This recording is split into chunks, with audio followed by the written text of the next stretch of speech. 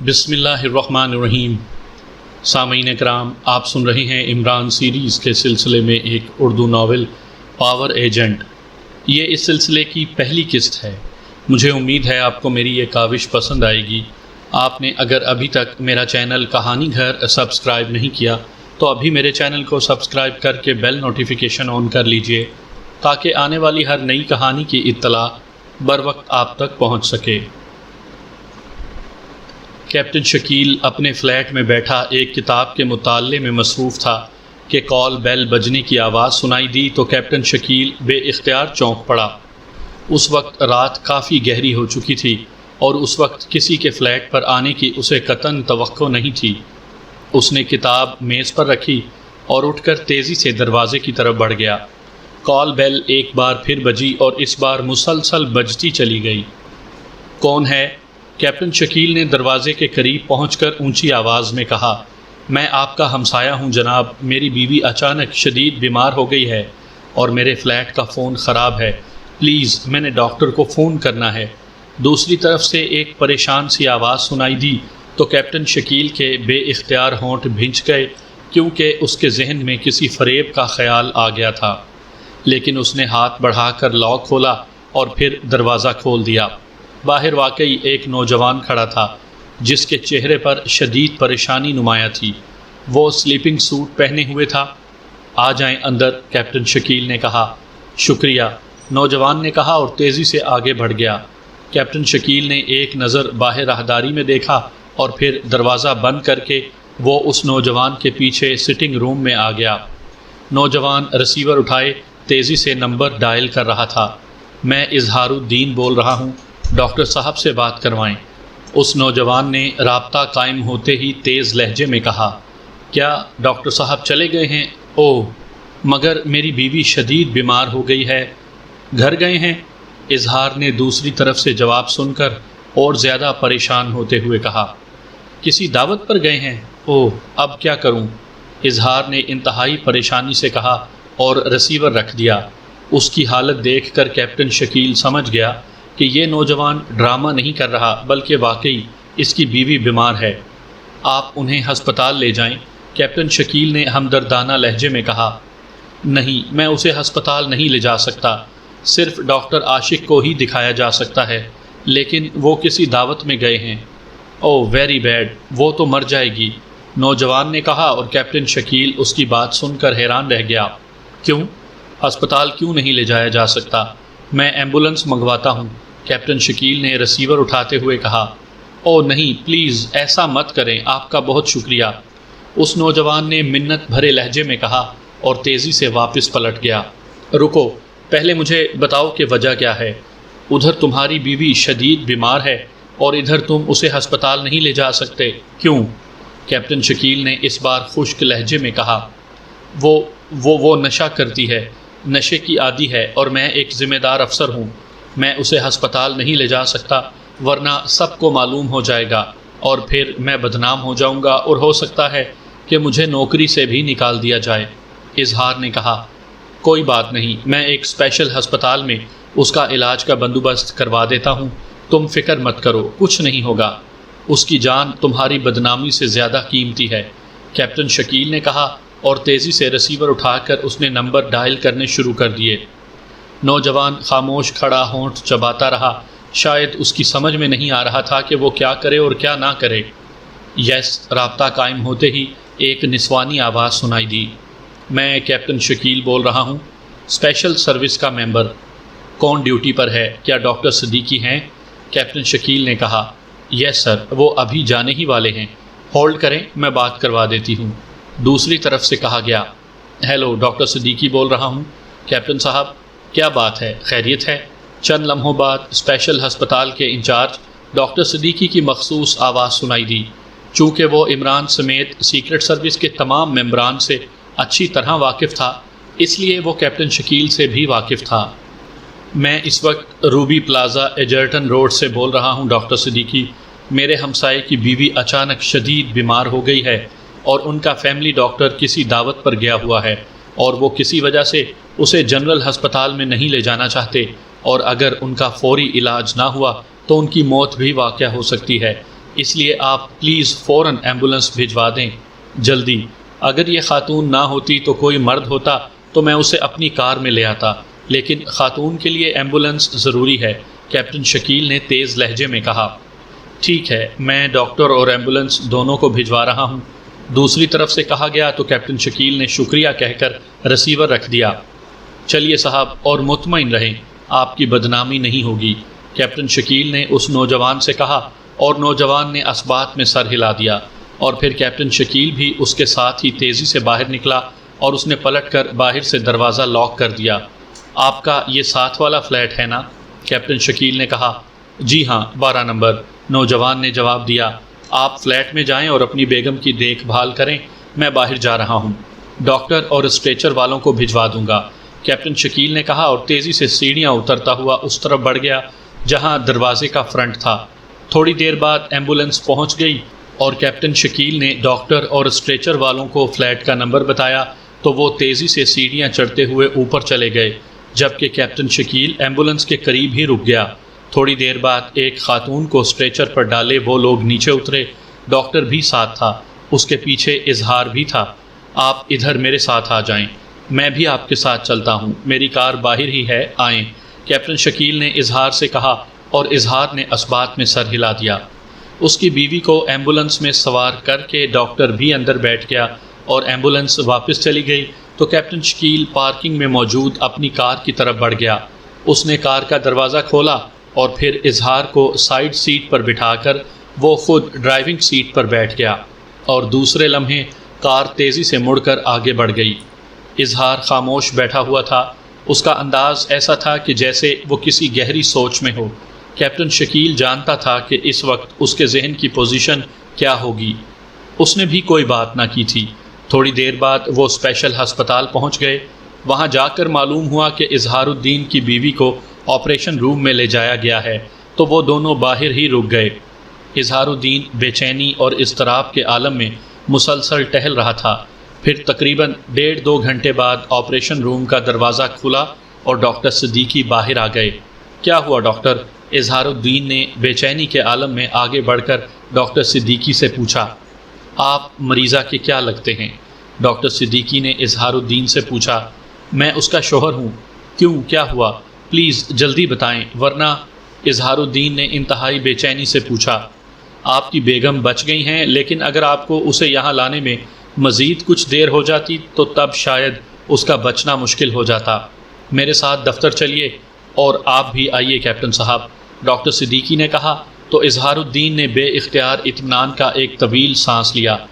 اس کے ستے ہوئے چہرے پر بے اختیار اطمینان کے تاثرات ابھر آئے تھے۔ مبارک ہو اظہار صاحب، اللہ تعالیٰ نے کرم کر دیا ہے، آئیے اور اب گھبرائیے نہیں، انشاءاللہ سب ٹھیک ہو جائے گا، کیپٹن شکیل نے اظہار الدین کے کاندھے پر تھپکی دیتے ہوئے کہا۔ آپ کی بے حد مہربانی، آپ تو میرے اور میری بیوی کے لیے رحمت کا فرشتہ ثابت ہوئے ہیں، اللہ آپ کو جزا دے گا، اظہار الدین نے پہلی بار شکریہ ادا کرتے ہوئے کہا۔ ایسی کوئی بات نہیں، آپ میرے ہمسائے ہیں اور یہ تو میرا فرض تھا، آئیے، کیپٹن شکیل نے مسکراتے ہوئے کہا، اور پھر وہ دونوں ڈاکٹر صدیقی کے آفس میں آ گئے۔ ڈاکٹر صدیقی نے چپڑاسی کو بلا کر کافی لانے کا کہہ دیا۔ اظہار صاحب، آپ کی شادی کو کتنا عرصہ ہوا ہے؟ ڈاکٹر صدیقی نے اظہار الدین سے مخاطب ہو کر پوچھا۔ جی 5 سال ہو گئے ہیں۔ کیوں؟ آپ کیوں پوچھ رہے ہیں؟ اظہار الدین نے چونک کر حیرت بھرے لہجے میں کہا۔ آپ کے بچے بھی ہیں؟ ڈاکٹر صدیقی نے اس کی بات کو نظر انداز کرتے ہوئے دوسرا سوال کیا۔ جی نہیں، وہ دراصل اب میں کیا کہوں، آپ ڈاکٹر ہیں، آپ سمجھ گئے ہوں گے، اظہار الدین نے کہا اور سر جھکا لیا۔ آپ یہ کہنا چاہتے ہیں کہ چونکہ آپ کی بیوی نشہ کرتی ہے اس لیے وہ ماں نہیں بن سکتی؟ ڈاکٹر صدیقی نے کہا۔ جی ہاں، ڈاکٹر عاشق نے یہی رپورٹ دی ہے، وہ میری بیوی کا فیملی ڈاکٹر ہے، اظہار نے جواب دیا۔ ڈاکٹر عاشق صاحب کیا کسی ہسپتال میں تعینات ہیں؟ ڈاکٹر صدیقی نے پوچھا۔ جی نہیں، انہوں نے اپنی کوٹھی میں ہی کلینک بنایا ہوا ہے، وہ نشہ کرنے والوں کا علاج کرتے ہیں، بہت شہرت رکھتے ہیں، یہ ان کے علاج کی وجہ ہی ہے کہ اب میری بیوی پہلے سے بہت کم نشہ کرنے لگی ہے، لیکن پھر بھی کبھی کبھی اس کی حالت اچانک بے حد خراب ہو جاتی ہے تو ڈاکٹر عاشق صاحب آ کر اسے سنبھالتے ہیں۔ آج میں نے انہیں فون کیا تو وہ کلینک سے اٹھ کر کسی دعوت میں گئے ہوئے تھے، اظہار نے جواب دیا۔ ڈاکٹر عاشق نے کیا یہ رپورٹ دی ہے کہ آپ کی بیوی ماں نہیں بن سکتی؟ ڈاکٹر صدیقی نے پوچھا۔ اسی وقت چپڑاسی ٹرے اٹھائے اندر داخل ہوا اور اس نے کافی کی پیالیاں سب کے سامنے رکھی اور خاموشی سے واپس چلا گیا۔ میرے اصرار پر کئی بار اس نے چیک کر کے یہی رپورٹ دی ہے۔ آخری اور حتمی رپورٹ انہوں نے 3 ماہ پہلے دی تھی، اور اس کے بعد میں اور میری بیوی دونوں بے حد مایوس ہو گئے، اظہار الدین نے جواب دیا۔ آپ کا آج کس بات پر جھگڑا ہوا تھا؟ ڈاکٹر صدیقی نے کہا تو اظہار بے اختیار چونک پڑا۔ جھگڑا؟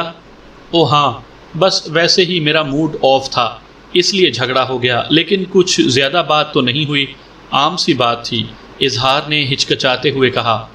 آپ نے یقیناً اسے بانجھ ہونے کا طعنہ دیا ہوگا اور شاید دوسری شادی کا بھی ارادہ ظاہر کیا ہوگا، ڈاکٹر صدیقی نے کہا تو اظہار نے جواب دینے کے بجائے سر جھکا لیا۔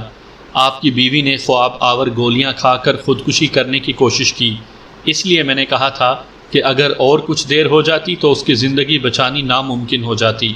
ہمیں بے حد محنت کرنا پڑی ہے، تب جا کر معدہ واش ہوا ہے اور زہر کے اثرات بھی ختم ہوئے ہیں۔ اور جو خاص بات میں آپ کو بتانا چاہتا تھا اور جس کی وجہ سے مجھے آپ سے اتنا لمبا چوڑا انٹرویو لینا پڑا ہے، وہ یہ ہے کہ آپ کی بیوی حمل کے ساتھ ہے، لیکن زہر کی وجہ سے ان کا حمل گر گیا ہے، ڈاکٹر صدیقی نے کہا تو اظہار الدین کی آنکھیں حیرت سے پھیلتی چلی گئیں۔ کیا آپ یہ کیا کہہ رہے ہیں؟ میری بیوی حمل سے تھی؟ مگر یہ کیسے ممکن ہے؟ ڈاکٹر عاشق نے تو حتمی جواب دے دیا تھا، اظہار الدین نے ایسے لہجے میں کہا جیسے اسے ڈاکٹر صدیقی کی بات پر یقین نہ آ رہا ہو۔ چونکہ ابھی حمل کی ابتدائی حالت تھی، اس لیے کوئی خطرناک بات نہیں ہوئی۔ البتہ یہ بات نوٹ کر لیں کہ ڈاکٹر عاشق نے جو کچھ آپ سے کہا ہے وہ طبی طور پر غلط ہے۔ آپ کی بیوی بانجھ نہیں ہے، لیکن اسے بانجھ بنا کر رکھنے کی کوشش کی گئی ہے، ڈاکٹر صدیقی نے کہا تو اس بار کیپٹن شکیل بھی بے اختیار چونک پڑا۔ یہ آپ کیا کہہ رہے ہیں ڈاکٹر صدیقی صاحب؟ کیپٹن شکیل نے کہا۔ جو کچھ میں کہہ رہا ہوں وہ درست ہے، آپ سے بھلا میں غلط کیوں کہوں گا؟ ہاں تو مسٹر، آپ پلیز ایک کام کریں کہ آئندہ ڈاکٹر عاشق سے اپنی بیوی کا علاج نہ کروائیں، ڈاکٹر صدیقی نے کہا۔ لیکن وہ تو اس کے نشے کا علاج کر رہے ہیں، اظہار الدین نے کہا۔ آپ بے فکر رہیں، یہ علاج بھی یہی ہو جائے گا اور آپ کی بیوی آئندہ نشہ نہیں کرے گی۔ ہم اس کا مکمل علاج کریں گے، یہاں اس کا علیحدہ اور خصوصی شعبہ ہے، البتہ اس کے لیے آپ کو 15 روز اکیلے رہنا پڑے گا، ڈاکٹر صدیقی نے مسکراتے ہوئے کہا۔ اوہ، اگر ایسا ہو جائے تو میں آپ کا بے حد ممنون ہوں گا، اظہار نے کہا۔ ڈاکٹر صاحب، آپ پلیز اظہار صاحب کی بیگم کا مکمل علاج کریں اور اخراجات کی فکر نہ کریں، یہ میرے ذمہ رہا، کیپٹن شکیل نے 15 روز کا علاج سنتے ہی کہا۔ اوہ نہیں جناب، اخراجات میں خود دوں گا، ایسی کوئی بات نہیں، اخراجات میں ادا کر سکتا ہوں، ڈاکٹر عاشق کے اخراجات بھی تو ادا کرتا ہوں، اظہار الدین نے کہا۔ یہ بات کی باتیں ہیں، پہلے علاج تو ہو، ڈاکٹر صدیقی نے مسکراتے ہوئے کہا۔ ڈاکٹر صاحب، کیا میری بیوی ہوش میں آ گئی ہے؟ اظہار نے قدرے ہچکچاتے ہوئے کہا۔ 1 منٹ، میں معلوم کرتا ہوں، ڈاکٹر صدیقی نے کہا اور ایک طرف پڑے ہوئے انٹرکام کا ریسیور اٹھا کر 2 نمبر پریس کر دیے۔ پرائیویٹ مریضہ کی کیا پوزیشن ہے؟ ڈاکٹر صدیقی نے پوچھا۔ اوکے، دوسری طرف سے بات سن کر ڈاکٹر صدیقی نے ریسیور رکھتے ہوئے کہا، انہیں ہوش آ گیا ہے، آپ ان سے مل سکتے ہیں، ڈاکٹر صدیقی نے مسکراتے ہوئے کہا، اور ساتھ ہی انہوں نے گھنٹی بجائی تو چپڑاسی اندر آ گیا۔ ان صاحب کو روم نمبر 12 اسپیشل وارڈ میں لے جاؤ، مریضہ ان کی بیوی ہے، یہ اس سے ملاقات کریں گے، ڈاکٹر صدیقی نے کہا، اور اظہار الدین اٹھ کھڑا ہوا۔ آپ کا بے حد شکریہ جناب، آپ نے واقعی بے حد تکلیف کی ہے، اب آپ چاہیں تو چلے جائیں، میں ٹیکسی پر آ جاؤں گا، اظہار الدین نے کیپٹن شکیل سے کہا۔ آپ مل لیں، پھر اکٹھے ہی چلیں گے، کیپٹن شکیل نے کہا تو اظہار الدین سر ہلاتا ہوا آفس سے باہر چلا گیا۔ ڈاکٹر صاحب، کیا آپ یہاں پرائیویٹ مریضوں کو رکھ سکتے ہیں؟ کیپٹن شکیل نے کہا۔ ہاں، میں نے اپنے طور پر ایک اسپیشل وارڈ بنایا ہوا ہے اور اس کی باقاعدہ اعلیٰ حکام سے اجازت لی ہوئی ہے، اور اخراجات کی آپ فکر نہ کریں، اس کا بندوبست بھی یہاں پہلے سے ہے، کچھ مخیر حضرات نے اس سلسلے میں خصوصی تعاون کیا ہوا ہے، ڈاکٹر صدیقی نے مسکراتے ہوئے کہا، اور کیپٹن شکیل نے اطمینان بھرے انداز میں سر ہلا دیا۔ اگر آپ کہیں تو میں چیف سے بات کر لوں تاکہ ان کے نوٹس میں آ جائے، کیپٹن شکیل نے کہا۔ بے شک کر لیں، مجھے تو کوئی اعتراض نہیں ہے، ڈاکٹر صدیقی نے جواب دیا، اور کیپٹن شکیل نے فون اپنی طرف کھسکایا اور پھر رسیور اٹھا کر نمبر ڈائل کرنے شروع کر دیے۔ X2 رابطہ قائم ہوتے ہی X2 کی مخصوص آواز سنائی دی۔ کیپٹن شکیل بول رہا ہوں جناب، اسپیشل ہسپتال کے ڈاکٹر صدیقی کے آفس سے، کیپٹن شکیل نے کہا، اور ساتھ ہی اس نے تفصیل سے کال بیل بجنے سے یہاں آنے اور پھر اب تک کی پوری رپورٹ دے دی۔ تم نے اچھا کیا کہ مریضہ کو یہاں لے آئے، اس طرح اس کی جان بچ گئی، گڈ شو۔ دوسری طرف سے تحسین آمیز لہجے میں کہا گیا، اور اس کے ساتھ ہی رابطہ ختم ہو گیا تو کیپٹن شکیل نے مسکراتے ہوئے رسیور رکھ دیا۔ مجھے خدشہ تھا کہ کہیں چیف ناراض نہ ہو جائے، لیکن اس نے تو الٹا شاباش دے دی ہے، کیپٹن شکیل نے ڈاکٹر صدیقی کی طرف دیکھتے ہوئے کہا، اور ڈاکٹر صدیقی بے اختیار ہنس پڑا۔ وہ انتہائی عظیم انسان ہیں کیپٹن شکیل، ڈاکٹر صدیقی نے کہا تو کیپٹن شکیل نے اسبات میں سر ہلا دیا۔ کیپٹن شکیل، میں آپ سے ایک بات کرنا چاہتا ہوں اور کافی دیر سے یہی سوچ رہا ہوں کہ یہ بات کی جائے یا نہیں۔ چند لمحوں کی خاموشی کے بعد ڈاکٹر صدیقی نے کہا تو کیپٹن شکیل بے اختیار چونک پڑا۔ اوہ، آپ کھل کر بات کیجئے ڈاکٹر صدیقی، کیپٹن شکیل نے کہا۔ بات یہ ہے کہ میں تو اس ڈاکٹر عاشق کو نہیں جانتا اور نہ میرے پاس اتنا وقت ہے کہ میں ان کے بارے میں معلومات حاصل کروں، لیکن آپ کو اگر فرصت ہے تو آپ میرے لیے یہ کام کریں، ڈاکٹر صدیقی نے کہا۔ کیا مطلب ڈاکٹر صاحب، کس قسم کی معلومات؟ کیپٹن شکیل نے اور زیادہ حیران ہوتے ہوئے کہا۔ کیپٹن صاحب، میں نے محسوس کیا ہے کہ ڈاکٹر عاشق کچھ پراسرار قسم کا کھیل کھیل رہے ہیں جو کسی ڈاکٹر کو بہرحال زیب نہیں دیتا۔ اظہار صاحب کی بیوی کا علاج نہیں ہو رہا، بلکہ اسے باقاعدہ ایک خاص قسم کا نشہ دیا جاتا ہے جس سے نشے کی طلب بڑھ جاتی ہے اور کم بھی ہو جاتی ہے، اور اسی خاص نشے کی وجہ سے عورت مصنوعی طور پر بانجھ بھی ہو جاتی ہے، جس کا پھر علیحدہ علاج کر کے مریضہ سے یا اس کے لواحقین سے رقم لی جا سکتی ہے، ڈاکٹر صدیقی نے کہا تو کیپٹن شکیل کی آنکھوں میں شدید حیرت کے تاثرات ابھر آئے۔ ڈاکٹر صاحب، مجھے افسوس ہے کہ میں اب بھی آپ کی بات نہیں سمجھ سکا۔ آپ کا مطلب ہے کہ ڈاکٹر عاشق اظہار الدین کی بیوی کو خود نشہ دیتے ہیں؟ کیپٹن شکیل نے کہا، طب میں بے شمار ایسی ادویات ہیں جن کا استعمال مثبت کے ساتھ ساتھ منفی انداز میں بھی کیا جا سکتا ہے۔ اسی قسم کی ایک دوا ہے جس کا طبی نام تو بہت لمبا چوڑا ہے، لیکن اسے مختصر کر کے ڈوجن کہا جاتا ہے۔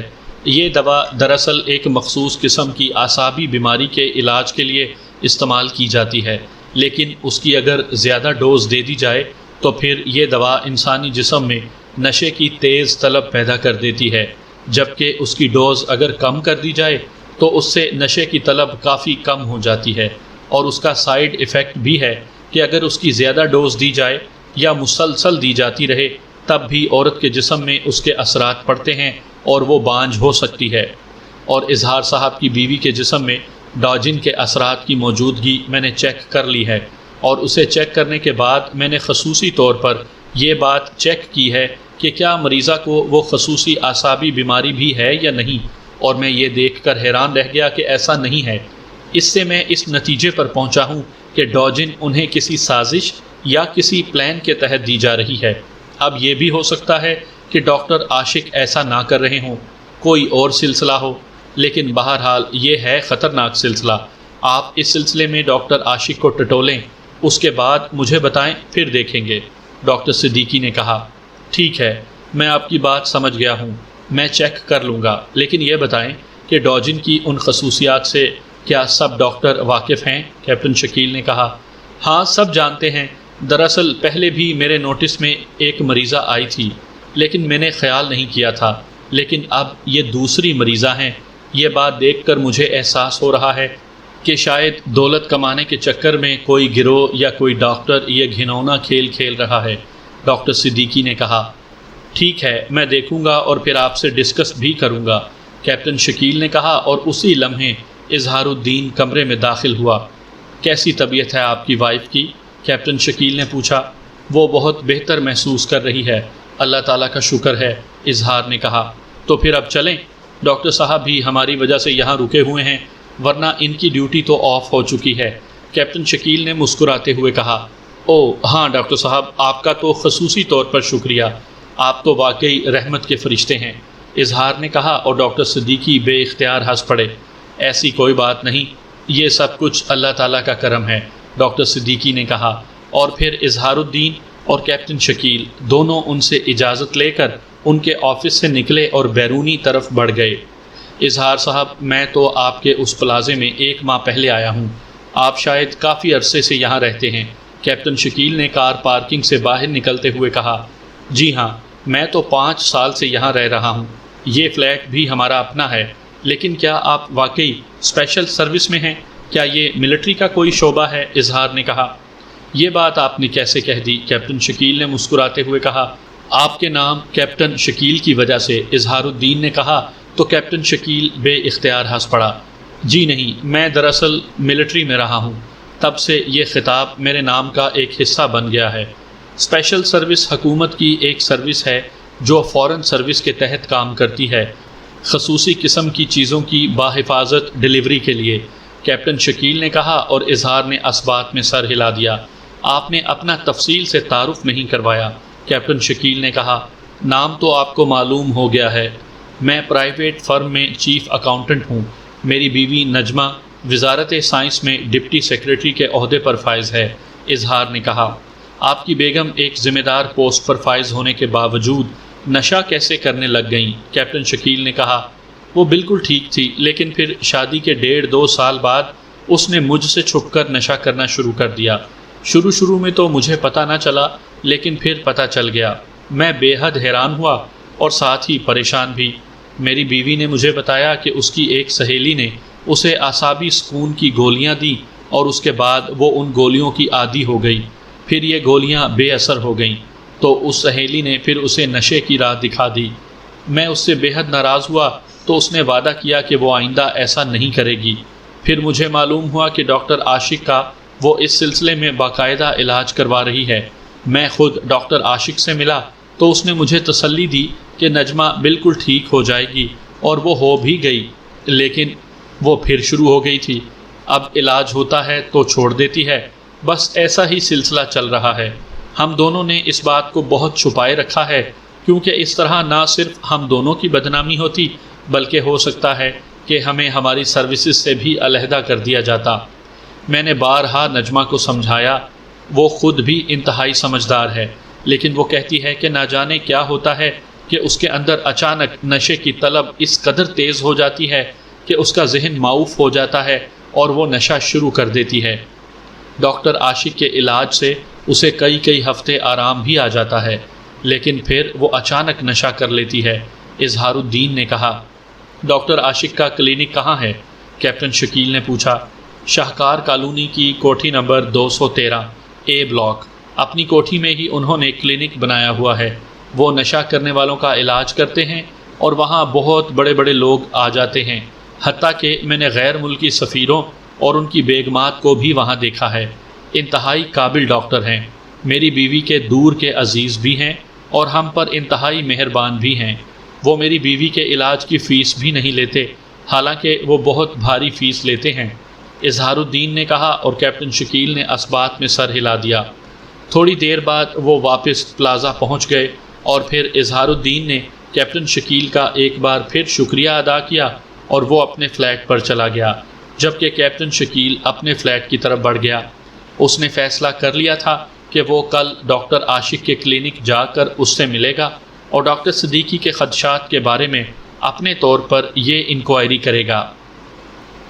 عمران نے کار اسٹار کلب کے کمپاؤنڈ میں موڑی اور پھر اسے پارکنگ کی طرف لے گیا۔ چونکہ آج اسٹار کلب میں فیشن شو کی تقریب تھی، اس لیے پارکنگ رنگ برنگی کاروں سے بھری ہوئی تھی۔ اسٹار کلب کا افتتاح ابھی حال میں ہی ہوا تھا اور اس کلب نے خاص طور پر فیشن شو کے انعقاد میں پورے دارالحکومت میں شہرت حاصل کر لی تھی۔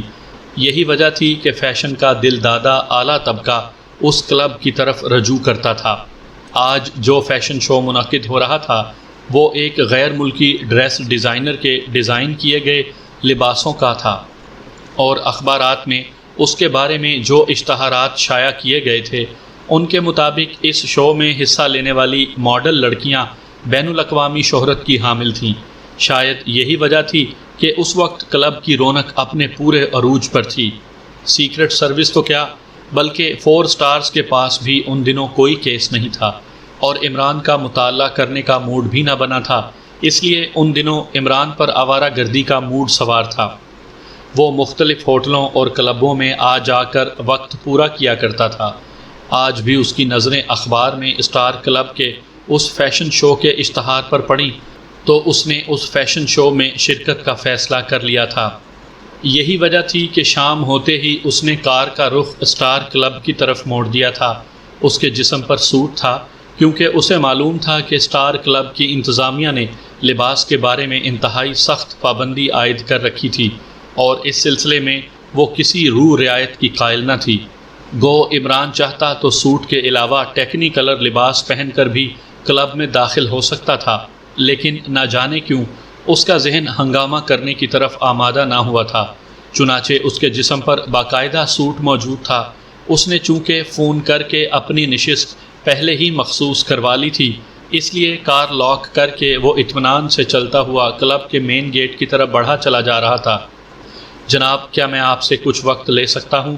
اچانک عمران کو عقب سے ایک سنجیدہ سی آواز سنائی دی تو عمران تیزی سے مڑا۔ اس نے ایک لمبے قد اور بھاری جسم کے باوقار سے آدمی کو اپنی طرف بڑھتے ہوئے دیکھا۔ اس کے جسم پر قیمتی سوٹ تھا اور وہ اپنے لباس اور انداز سے خاصا خوشحال نظر آ رہا تھا۔ کس بھاؤ خریدیں گے؟ آج کل مجھے رقم کی اشد ضرورت ہے، اس لیے بھاؤ اونچا ہی رہے گا، عمران نے بڑے معصوم سے لہجے میں کہا۔ بھاؤ کی فکر مت کریں، سیٹھ ارشاد کے پاس دولت کی کوئی کمی نہیں ہے، آئیے ادھر لان میں بیٹھتے ہیں، اس آدمی نے مسکراتے ہوئے کہا اور پھر لان کی طرف بڑھ گیا۔ عمران نے حیرت بھرے انداز میں کندھے اچکائے اور پھر اس کے پیچھے لان کی طرف بڑھ گیا۔ چونکہ شو شروع ہونے میں ابھی کافی وقت تھا اور شرکت کرنے والوں کی سیٹیں بھی ریزرو تھیں، اس لیے اکثر لوگ لان میں بیٹھے مشروبات سے دل بہلا رہے تھے۔ وہ آدمی جس نے اپنے آپ کو سیٹھ ارشاد بتایا تھا ایک طرف رکھی ہوئی خالی میزوں کی طرف بڑھ گیا۔ تشریف رکھیں جناب، سیٹھ ارشاد نے عمران سے مخاطب ہو کر کہا، اور عمران سر ہلاتا ہوا میز کی دوسری طرف کرسی پر بیٹھ گیا۔ اسی لمحے ویٹر آ گیا تو سیٹھ ارشاد نے اسے مشروبات لانے کا آرڈر دے دیا۔ میں نے اپنا نام پہلے ہی بتا دیا ہے، میرا نام سیٹھ ارشاد ہے، میرا مشینی کھلونوں کا کاروبار ہے۔ میں بیرونی ممالک سے مشینی کھلونے درآمد کرتا ہوں اور یہاں پاکیشیا میں سپلائی کرتا ہوں۔ سبزہ زار روڈ پر میری فرم ارشاد کارپوریشن کا آفس ہے۔ مجھے معلوم ہے کہ آپ سینٹرل انٹیلیجنس کے ڈائریکٹر جنرل سر عبد الرحمان کے صاحبزادے اور سپرنٹینڈنٹ فیاض کے انتہائی گہرے دوست ہیں۔ میں ایک اہم بات سینٹرل انٹیلیجنس کے نوٹس میں لانا چاہتا تھا، لیکن میں یہ بات اس لیے سپرنٹینڈنٹ فیاض سے نہیں کر سکتا کہ میرے نقطۂ نظر سے سپرنٹینڈنٹ فیاض اس ذہن کا آدمی نہیں ہے کہ وہ میری بات کی اہمیت کو سمجھ سکے۔ سر عبد الرحمان بے حد سخت اور اصول پسند آدمی ہیں، اس لیے مجھے خدشہ ہے کہ وہ سب سے پہلے مجھے گرفتار کر لیں گے، اور میں چونکہ ایک کاروباری آدمی ہوں اپنی گرفتاری برداشت نہیں کر سکتا۔ اس طرح میرا سارا کاروبار تباہ ہو کر رہ جائے گا اور میری ساکھ ختم ہو جائے گی۔ آپ سے ایک بار ایک ہوٹل میں سرسری سی ملاقات ہوئی تھی، سپر فیاض کے ذریعے تعارف ہوا تھا۔ گو آپ نے اس ہوٹل میں ایسی باتیں کی تھیں اور ایسی حرکتیں کی تھیں کہ انہیں دیکھ کر آپ کے متعلق یہی سمجھا جا سکتا تھا کہ آپ انتہائی غیر سنجیدہ آدمی ہیں، لیکن میرا کاروباری تجربہ مجھے بتاتا ہے کہ آپ دراصل انتہائی ذہین اور ذمہ دار آدمی ہیں۔ اس لیے آپ میری بات نہ صرف آسانی سے سمجھ لیں گے بلکہ آپ سپر فیاض یا اپنے والد کو بھی سمجھا لیں گے۔ میں صبح سے ہی یہی سوچ رہا تھا کہ کس طرح یہ بات آگے بڑھاؤں کہ اچانک آپ نظر آ گئے اور میں نے آپ سے بات کرنے کا فیصلہ کر لیا، سیٹھ ارشاد نے مسلسل بولتے ہوئے کہا۔ اسی لمحے ویٹر مشروبات لے آیا تو سیٹھ ارشاد نے ایک بوتل عمران کی طرف بڑھائی اور دوسری اس نے اپنے سامنے رکھ لی۔ آپ کی بہت مہربانی ہے جناب کہ آپ خاصا وقت لے رہے ہیں، اس سے میری رقم ہی بڑھے گی، عمران نے مسکراتے ہوئے کہا تو سیٹھ ارشاد بے اختیار ہنس پڑا۔ میں آپ کی بات سمجھ گیا ہوں کہ آپ میری تمہید سے بور ہو رہے ہیں، لیکن اپنی بات آگے بڑھانے کے لیے یہ ضروری تھا۔ بہرحال اصل بات یہ ہے کہ جہاں میں مشینی کھلونے غیر ممالک سے پاکیشیا درآمد کرتا ہوں، وہاں میں پاکیشیا سے بھی مختلف سائنسی سامان غیر ممالک کو برآمد کرتا ہوں۔ یہ سائنسی سامان مختلف قسم کا ہوتا ہے، اس میں چھوٹی مشینیں بھی ہوتی ہیں اور بڑی بھی۔ گزشتہ دنوں میں نے پاک ایشیا سے سائنسی سامان جو کچھ چھوٹی سائنسی مشینری پر مشتمل تھا یورپ کے ایک ملک کاٹلی بھجوایا۔ یہ سامان میرے ادارے نے یہاں سے 2 بڑے کنٹینروں میں پیک کروا کر بک کروایا اور ایئر کارگو سے بھجوایا گیا تھا، لیکن کاٹلی میں میرے ایجنٹ نے جب یہ سامان وصول کیا تو ایک کنٹینر غائب ہو چکا تھا۔ اس ایجنٹ نے مجھے اطلاع دی، میں نے یہاں سے پڑتال کرائی تو معلوم ہوا کہ یہ کنٹینر کاٹلی پہنچنے سے پہلے یوگا ایئرپورٹ پر اتار لیا گیا تھا اور وہاں سے کسی اور جگہ بھجوا دیا گیا۔ وہاں بھی میرے ایجنٹ موجود ہیں۔ انہوں نے مزید پڑتال کر کے مجھے بتایا کہ کنٹینر یوگا سے بحیرہ روم کے ایک جزیرے سارڈینا بھجوایا گیا ہے۔ میرے ایجنٹوں نے جب وہاں رابطہ کیا تو معلوم ہوا کہ ایسا غلطی سے ہوا ہے۔ کنٹینر واپس میرے ایجنٹوں کے حوالے کر دیا گیا تھا، جنہوں نے یہ کنٹینر واپس کاٹلی روانہ کر دیا۔ کاٹلی میں میرے ایجنٹوں نے جب اسے وصول کیا تو انہیں محسوس ہوا کہ کنٹینر میں ایک طرف بہت سے سوراخ موجود ہیں۔ انہوں نے کنٹینر کو کھولا تو وہ یہ دیکھ کر حیران رہ گئے کہ کنٹینر میں بھیجی گئی مشینوں کے بجائے ایک پاک ایشیائی کی لاش تھی اور اس کے گرد اس طرح کلپنگ کی گئی تھی کہ جیسے اس آدمی کو اس کنٹینر میں بے ہوش کر کے باقاعدہ کلپ کیا گیا ہے اور اسے گرنے اور الٹنے پلٹنے سے بچانے کے لیے اس کے جسم کے گرد باقاعدہ کلپنگ کی گئی ہے۔